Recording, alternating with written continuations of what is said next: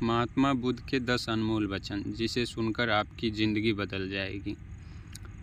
Number 1, दोस्तों, अगर किसी व्यक्ति के भीतर हर समय काम वासना चलती रहती है तो उसके जीवन में काम वासना ही घटित होगी। यदि किसी के भीतर हर समय धन के विचार चलते रहते हैं तो उसके जीवन में धन ही घटित होगी। यदि किसी व्यक्ति के भीतर हर समय अपने जीवन को बदलने की इच्छा उठती रहती है तो उसके जीवन में भविष्य में ज़रूर उसका जीवन बदल जाएगा जैसा उसने चाहा था। नंबर 2, दोस्तों, केवल 2 गलतियां हैं जिसके वजह से इंसान सफल नहीं हो पाता है या सत्य को प्राप्त नहीं कर पाता है। पहला, शुरुआत ना करना और दूसरा, सागर तय ना करना।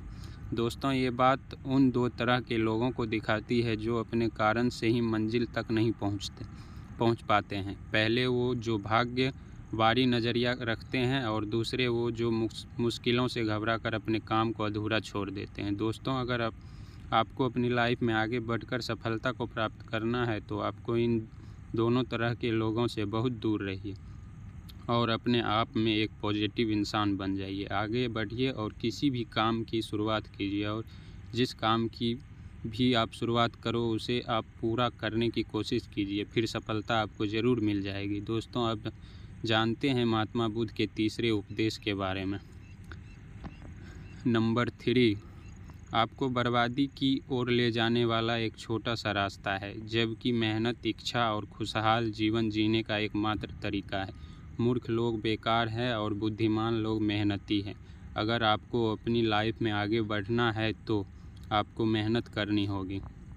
दोस्तों, मूर्खों की तरह बैठे बैठे कुछ भी नहीं मिलता है और सुनने से कुछ नहीं होता है। अगर आपको अपनी लाइफ में आगे बढ़ना है तो आपको उस पर एक्शन लेना बहुत ज़रूरी है। इसलिए बुद्ध ने कहा है, मेहनत करो क्योंकि मेहनत के बिना कुछ नहीं होता है। नंबर 4, दोस्तों, बुद्ध ने कहा है कि जैसा हम सोचते हैं वैसा ही हम बन जाते हैं। जब मन शुद्ध होता है तब प्रसन्नता हमारा पीछा करती है, जैसे कि हमारी परछाई हमारा पीछा नहीं छोड़ती है। इसलिए इंसान को हमेशा सकारात्मक बातें सोचनी चाहिए ताकि हर कठिन परिस्थितियों में वो आशा की किरण ढूंढ सके और अपनी लाइफ में खुश रह सकें।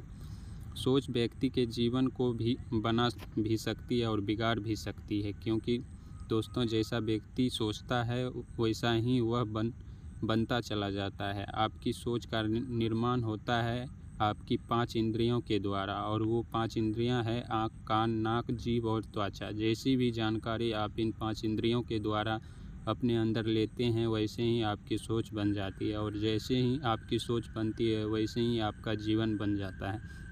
इसलिए अगर आप खुश रहना चाहते हो तो अच्छा सोचिए। नंबर 5, दोस्तों, बुद्ध ने कहा है कि आपने आज में जिए और भविष्य का सपना मत देखिए। अपने मन को हमेशा वर्तमान क्षण पर केंद्रित करें, क्योंकि यही एक रास्ता है अपने दुख और चिंताओं से मुक्ति पाने का, और यही तरीका आपको शांति की ओर ले जा सकता है। दोस्तों, ये सभी बातें हम सब पर लागू होता है, क्योंकि अक्सर हम अपनी बुरी आदतों का रोना रोते हैं या बेहतर भविष्य की कामना करते हैं, जिसके वजह से हम परेशान हो जाते हैं और उसके वजह से हम अपना आज ख़राब कर लेते हैं, जबकि आज ही सत्य है।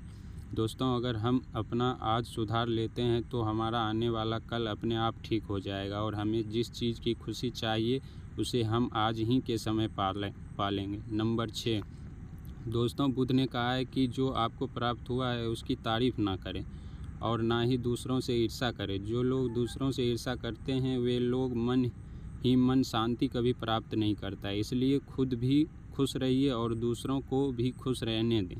दोस्तों, जो इंसान दूसरों से नफरत करता है वो कभी भी खुश नहीं रह सकता है और आपकी ज़िंदगी में कभी भी खुशी नहीं आती है। इसलिए अगर आपको खुश रहना है तो आप दूसरों को शांति से रहने दें।